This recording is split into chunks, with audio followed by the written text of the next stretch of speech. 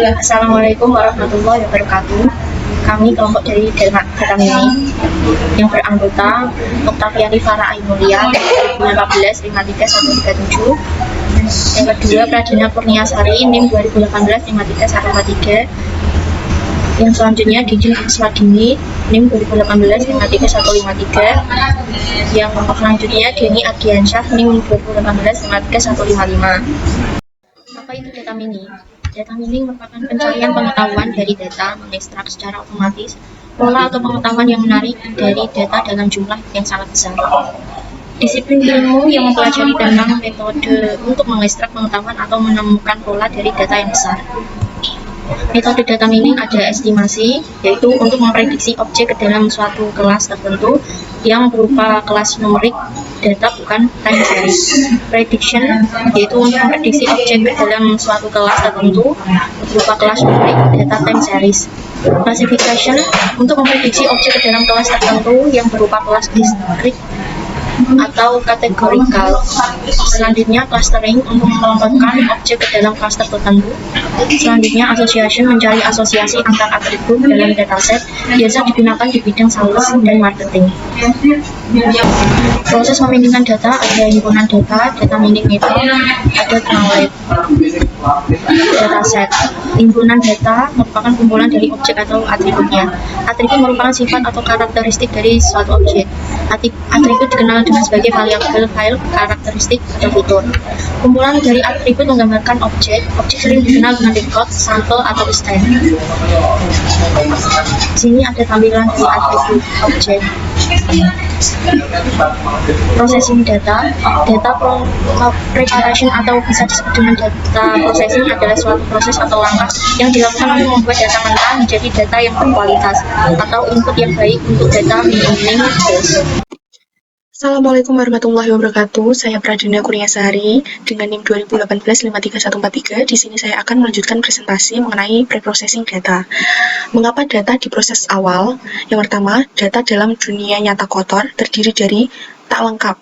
Data tak lengkap yaitu nilai-nilai atribut kurang, atribut tertentu yang dipentingkan tidak disertakan, atau hanya memuat data agregasi. Misal, pekerjaan diisi kosong, jadi kutipan kosong.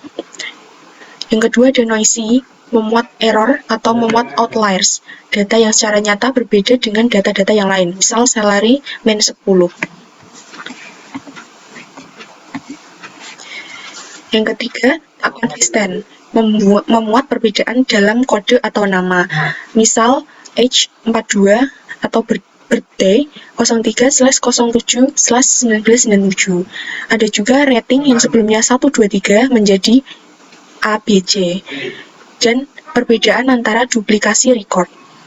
Data yang lebih baik akan menghasilkan data mining yang lebih baik. Data preprocessing membantu di dalam memperbaiki presisi dan kinerja data mining dan mencegah kesalahan di dalam data mining. Mengapa data kotor? Yang pertama ada data yang tak lengkap.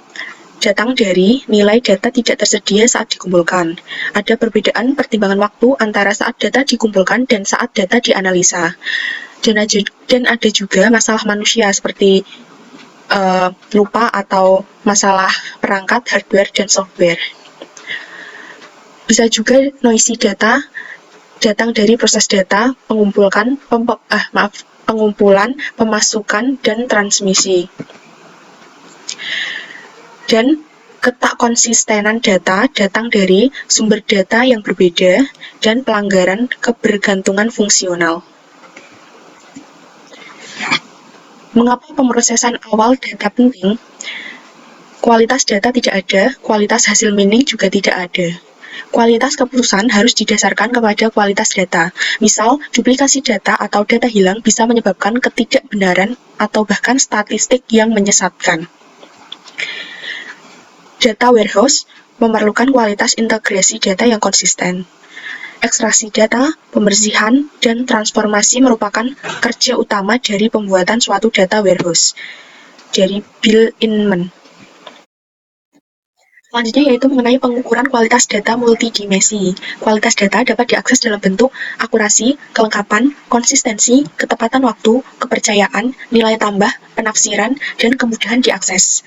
Kategori luas seperti hakikat, kontekstual, bisa direpresentasikan dan mudah diakses.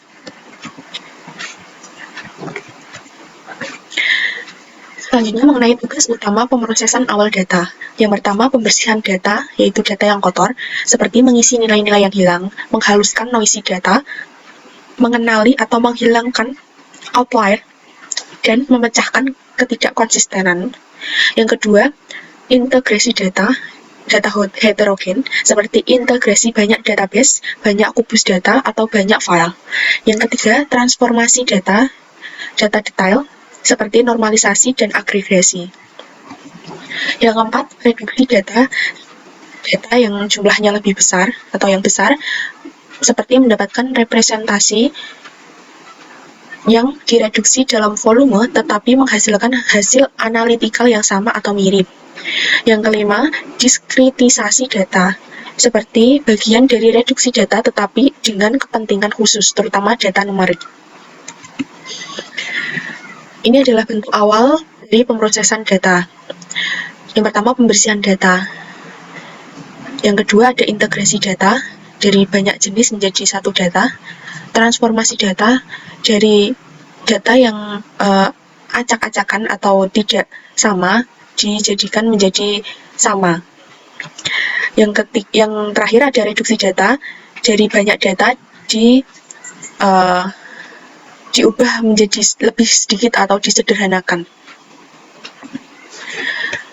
Selanjutnya mengenai pembersihan data.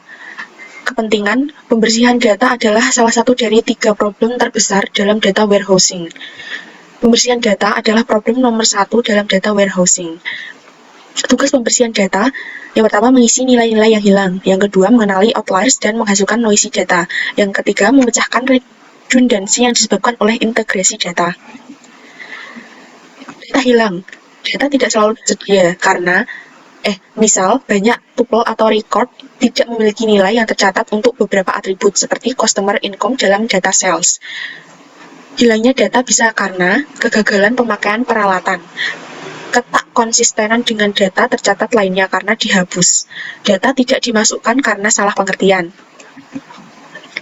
Data tertentu bisa tidak dipandang penting pada saat entry, tidak mencatat history atau tidak mencatat perubahan data, dan yang terakhir kehilangan data perlu disimpulkan. Terima kasih. Assalamualaikum warahmatullahi wabarakatuh. Perkenalkan, saya Tafiani Farah Ainulia, NIM 2018 53137. Sini saya akan mengisi kuesioner data-data mining dengan metode klasifikasi.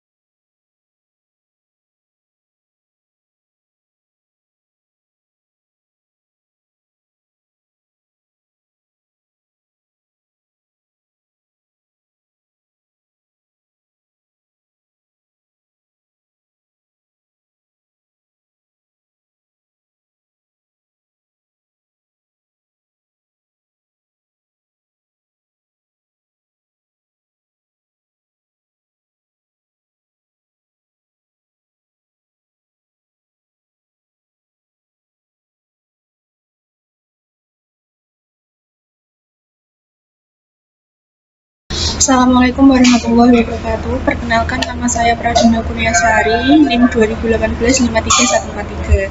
Di sini saya akan mengisi kuesioner data-data mining metode klasifikasi.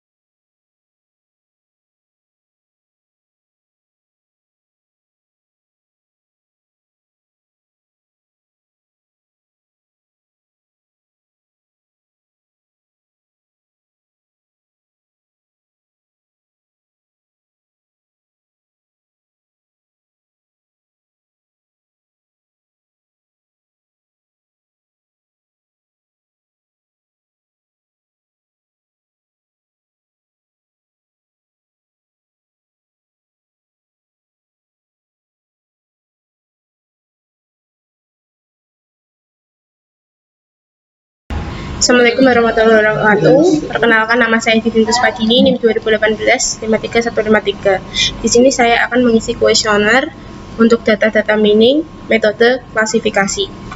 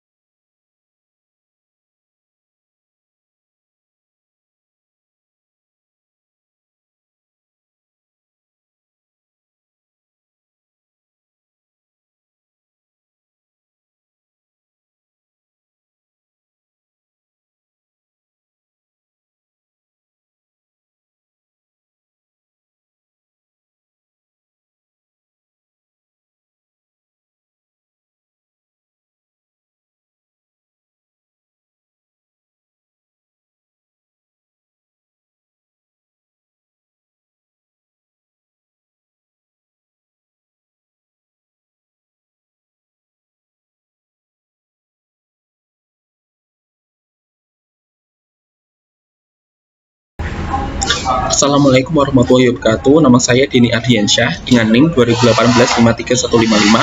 Saya akan memenuhi data kuesioner untuk data mining, metode classification.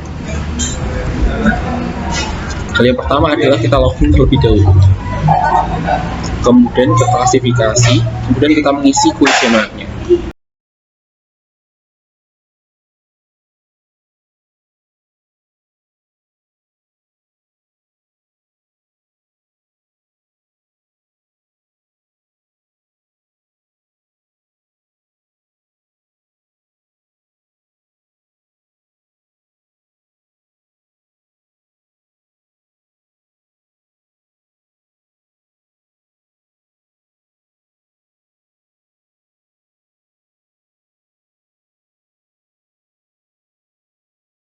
Kali ini saya akan memberitahukan bagaimana cara menginput data siswa pada web kepribadian, karakteristik kepribadian pada web data mining ini. Pertama, saya akan masuk sebagai admin.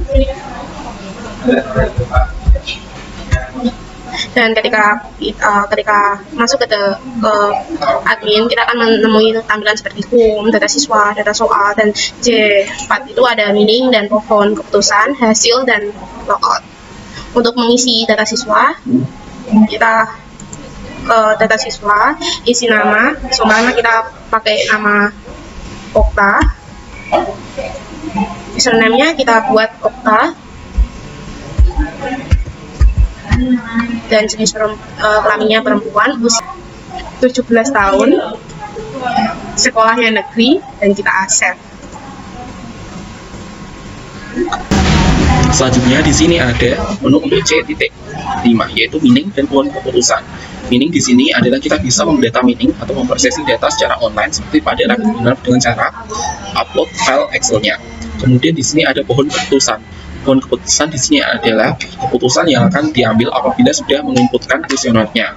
Misalnya di sini untuk pemilih A lebih dari sama dengan 10, C lebih dari sama dengan 10, B lebih dari sama dengan 10, maka akan dikelompokkan dengan pragmatis. Hasil ini untuk A, B, C diperoleh dari pengisian kuesionernya. Dan di sini ada beberapa pengelompokannya. Selanjutnya ada A lebih besar sama dengan 10, C lebih besar sama dengan 10, B kurang dari 10, dan D lebih besar sama dengan 10, maka akan termasuk karakteristik Polaris. Apabila diuji rule, maka akan terlihat jawaban A sekian, B sekian, C sekian, dan D sekian pada nama Mahfazah Al-Aula, maka dikelompokkan melankolis. Selanjutnya, siswa juga bisa mengecek mereka termasuk kelompok jenis apa dengan cara yaitu logout. Kemudian mereka login sesuai dengan akun siswanya. Setelah mereka mengisi data kuesioner, maka bisa klik klasifikasi, maka akan langsung muncul, maka karakteristik mereka akan langsung muncul. Di sini saya berkarakteristik pragmatis. Sekian dari saya. Assalamualaikum warahmatullahi wabarakatuh.